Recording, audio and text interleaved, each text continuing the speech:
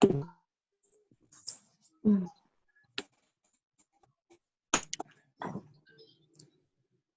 kita mulai sambil menunggu teman-teman yang belum masuk. Assalamualaikum warahmatullahi wabarakatuh. Waalaikumsalam warahmatullahi wabarakatuh. Alhamdulillah, puji syukur kita panjatkan kehadirat Allah Subhanahu wa Ta'ala. Salawat serta salam senantiasa tercurah kepada Nabi kita Sayyidina Muhammad Sallallahu Alaihi Wasallam. Semoga kita senantiasa sehat walafiat, amin, dan diberikan panjang umur. Bagaimana kabarnya hari ini semuanya? Alhamdulillah baik, Pak. Baik, Pak. Nah, mudah-mudahan senantiasa sehat dan banyak rezeki. Amin.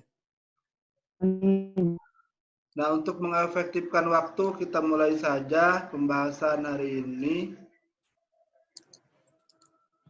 Nah,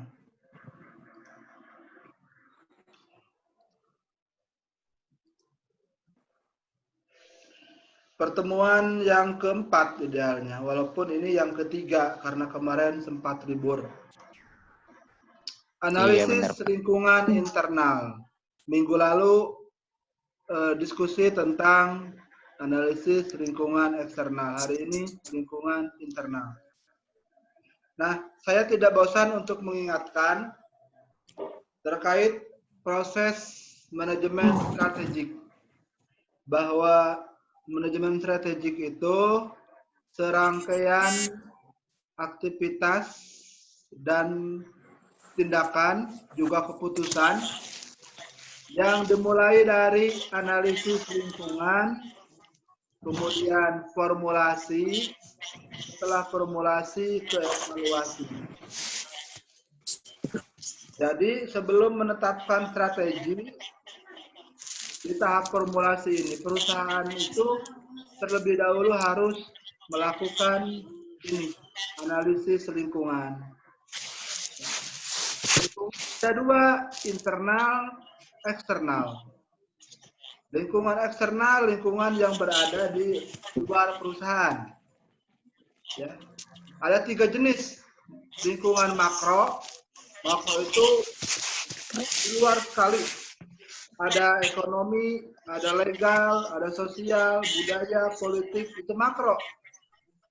Kemudian yang kedua ada lingkungan mikro. Lingkungan mikro atau disebut juga lingkungan tugas, disebut juga lingkungan industri. Ini lingkungan mikro ini minggu lalu digambarkan dengan 5 forces. 5 forces yang ditemukan oleh Michael Porter. Yang ketiga, lingkungan kompetitor. Lingkungan eksternal menghasilkan informasi, yaitu lingkungan eksternal menghasilkan informasi, peluang dan ancaman. Yang kedua ada lingkungan internal. Ada 2 jenis. Ada sumber daya dan aktivitas rantai nilai. Nah, kalau internal ini sifatnya lingkungan yang si perusahaan itu. Ada sumber daya, ada tangible, intangible. Tangible itu sumber daya yang terlihat, yang tampak, seperti keuangan, gedung, tanah, bangunan. Ada sumber daya yang intangible, yang tidak kelihatan, seperti nama baik atau reputasi, ini intangible.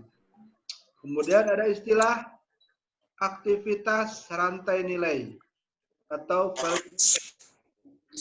yaitu serangkaian aktivitas bahan baku sampai produk tersebut sampai kepada konsumen.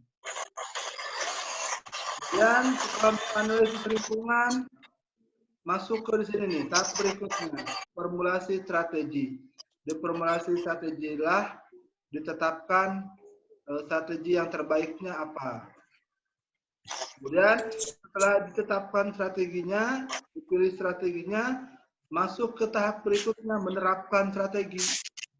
Nah, di tahap penerapan strategi inilah diatur atau disiapkan budaya-budayanya, kepemimpinannya, kemudian disusun anggarannya. Setelah diterapkan strategi itu perlu diukur. Apakah strategi tersebut efektif atau tidak, baik atau tidak. Yaitu ada di tahap evaluasi. Di tahap evaluasi inilah dilakukan pengukuran kinerja perusahaan. Ya. Jadi lihat nanti nih di sini nih keuangannya bagaimana, rasio profitabilitas, rasio rentabilitas, rasio solvabilitas di sini pengukuran perusahaan. Tuh. Nah, hari ini membahas tentang lingkungan internal. Kasih warna biru, hijau muda. Analisis lingkungan internal. Ada dua jenis. Ada sumber daya, ada aktivitas rantai nilai. Sumber daya ada dua jenis, tangible, intangible. Yang bagaimana yang tangible dan intangible? Di sini ada. Baca dulu ya, belum. Nah, ini. Kita lanjut. Analisis lingkungan internal tujuannya adalah mendapatkan informasi berkaitan dengan kekuatan dan kelemahan.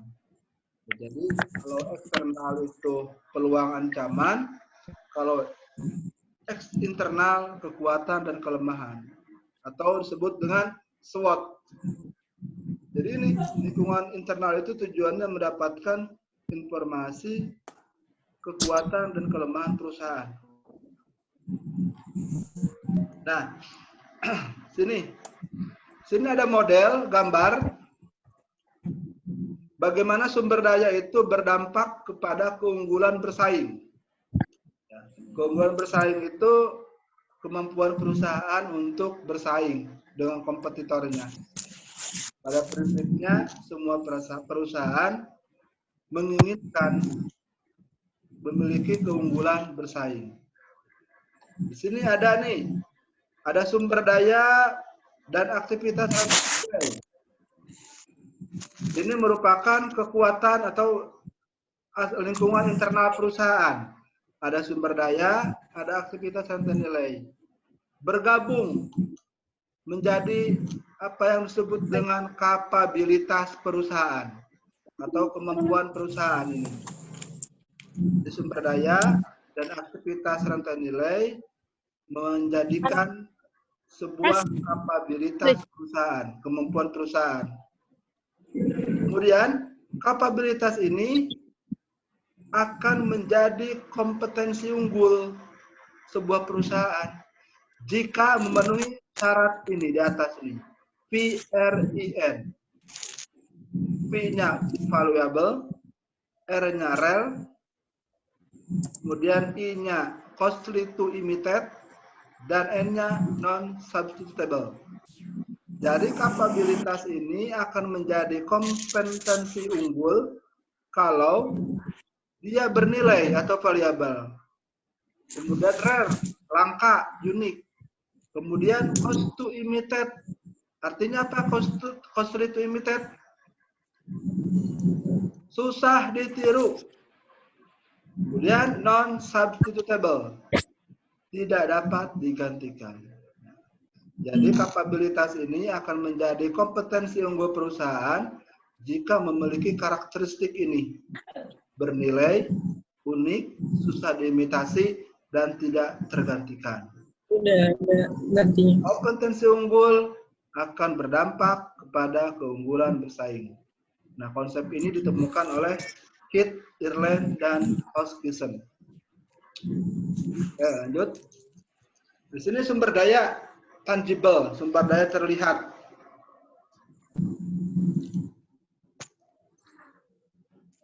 Ada finansial, organisasi, fasilitas, teknologi. Ini yang terlihat.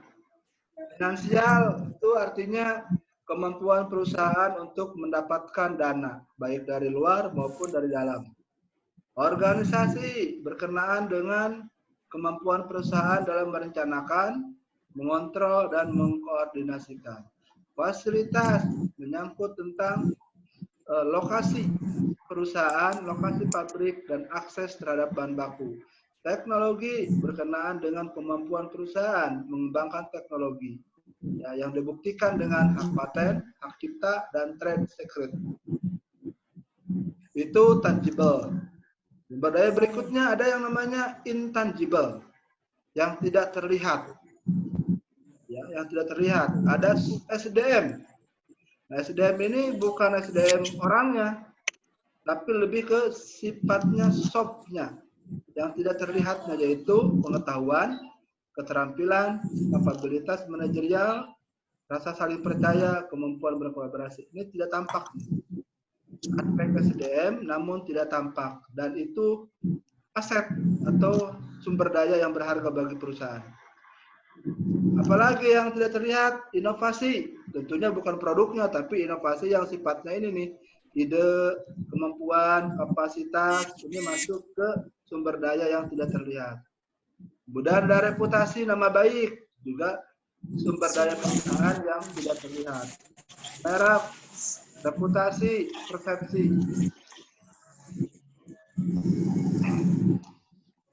Ada pertanyaan? Nah, di sini ada tabel. Tabel ini untuk menilai atau menggambarkan hubungan antara sumber daya dengan keunggulan bersaing. I-nya itu valuable, R-nya itu rare, langka, I-nya itu imitate, bisa ditiru, N-nya itu tidak dapat digantikan, non-substitutable. Jadi, suatu sumber daya apabila memenuhi kriteria ini, atau ya semua, berarti yang di bawah nih. Kalau suatu sumber daya bernilai, ya, langka, ya, susah ditiru, ya, susah digantikan, ya, maka disebut sustainable competitive advantage. Jadi, daya saing yang berkelanjutan. Sempurna ini. Berarti perusahaan itu dapat berkinerja baik, menjalankan operasinya secara berkelanjutan. Kalau suatu sumber daya, yang bawah kedua nih, bernilai, ya, langka, ya, susah ditiru, tidak, berarti mudah ditiru.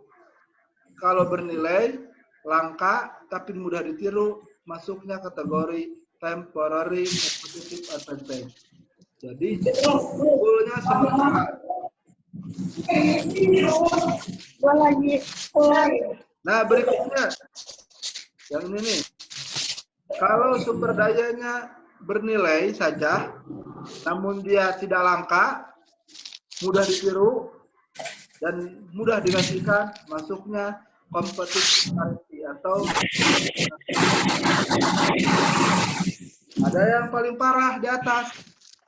Dia memiliki sumber daya, namun ini bernilainya tidak, dia tidak bernilai, tidak langka, mudah ditiru, dan mudah digantikan.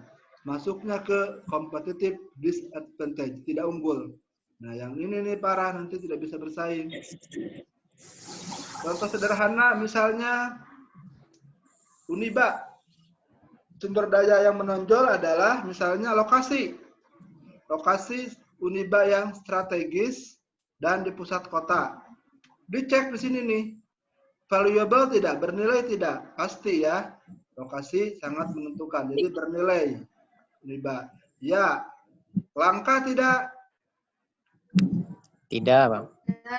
Tidak ya, banyak. Banyak Berarti Tidak. tidak. Kampus. Mudah ditiru tidak? Iya kali, Pak ya. Pendidikan udah, Pak. Tidak dapat digantikan? Bisa digantikan Iya, karena Pak. banyak yang Tidak dapat digantikan. Iya.